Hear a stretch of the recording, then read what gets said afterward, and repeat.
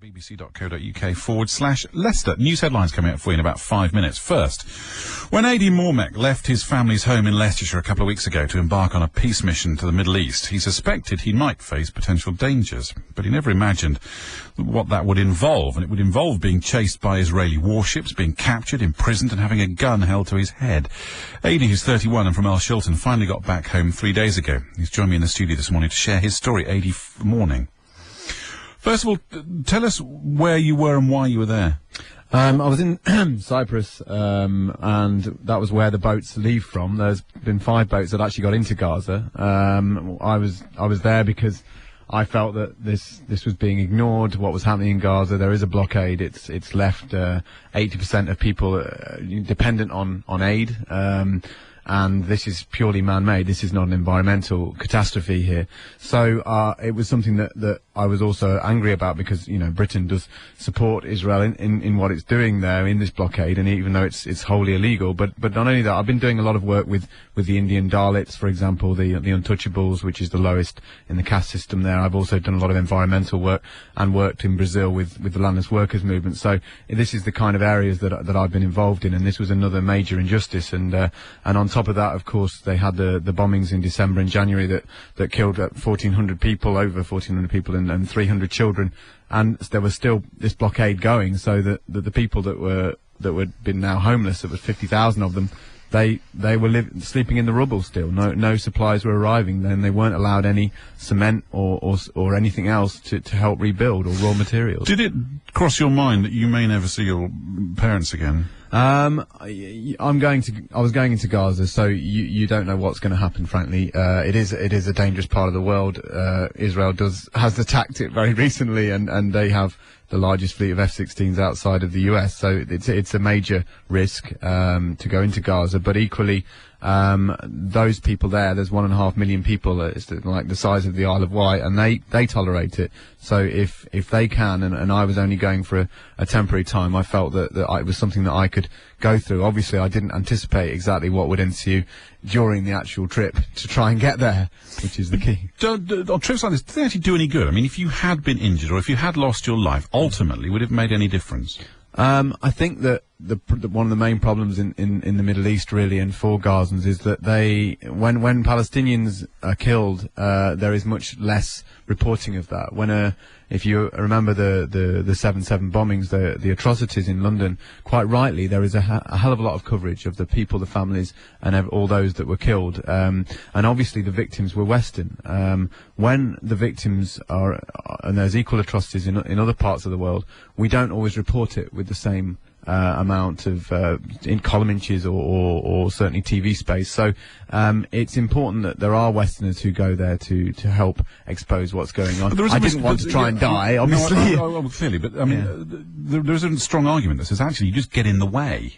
I think that that Palestinians, who are the ones on the receiving end, would certainly argue that they need support from as many people as possible in the West, because actually it's the West that is propagating a lot of information that is saying that actually, the Palestinians are responsible for the violence, when overwhelming casualties, overwhelming amount of people who are killed, overwhelming amount of families that are ruined are those in Gaza. And if we can go there I was going to Gaza, for example, to document a lot of the problems faced by children.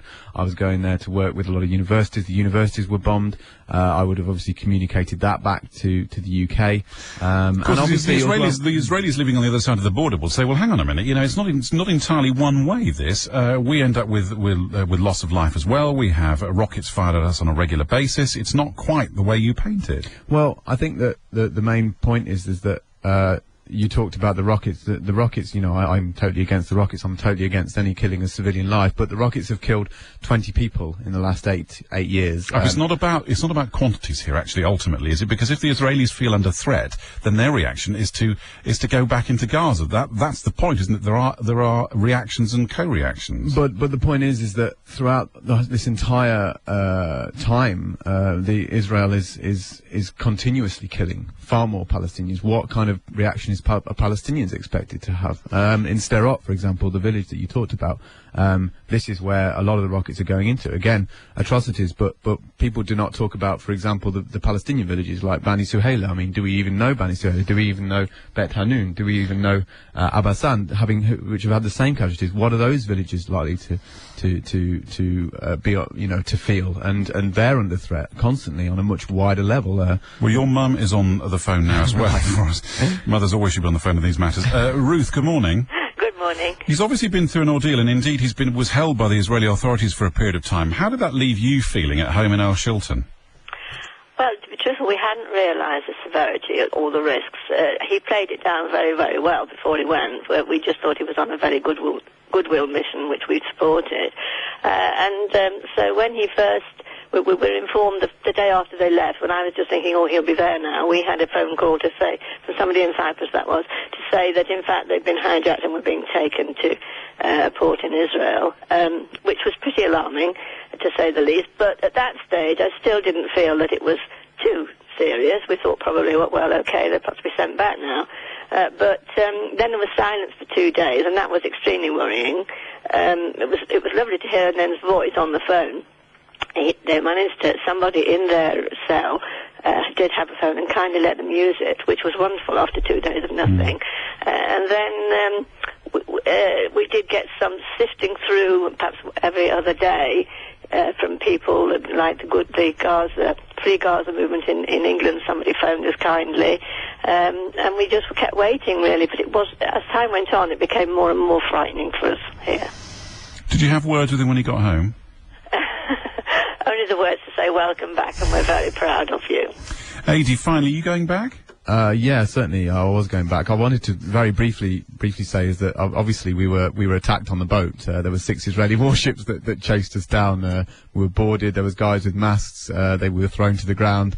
And before that, we were told when we first had communication with Israel that they had 5 minutes, otherwise they'll shoot. So you can obviously imagine that we were stressing to them. We were a civilian ship. We were carrying medical supplies and toys, things that were not allowed into Gaza by the Israeli blockade, and food and some also reconstruction supplies. So we were stressing that we were peaceful activists, but ultimately we were obviously creeping around the boat, ready to be open fired on, and we carried on. We got picked up in the morning, and they obviously they took over the boat, big guys, and this is what we had to go through just to try and get these supplies into Gaza and break the blockade. But we will go back, definitely. We're more than ready to do that, and we're going to keep trying to get aid to the Gazan people, because at the moment they're not allowed it, and they're people that are most in need of it. Okay, Adie, thanks for joining us here at BBC Radio Leicester. It's just after 7:30. Here's the headlines with Joe.